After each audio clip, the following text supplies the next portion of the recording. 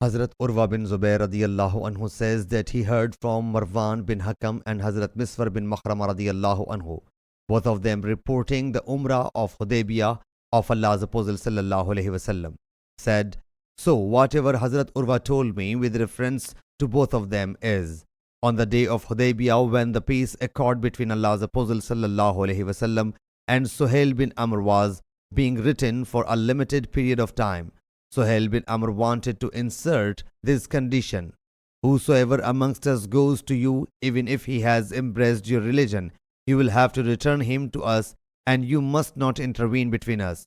Suhail bin Amr was not at all ready to make peace without this condition, though the Muslims disliked it and were showing their displeasure. So a lengthy talk was held over this issue.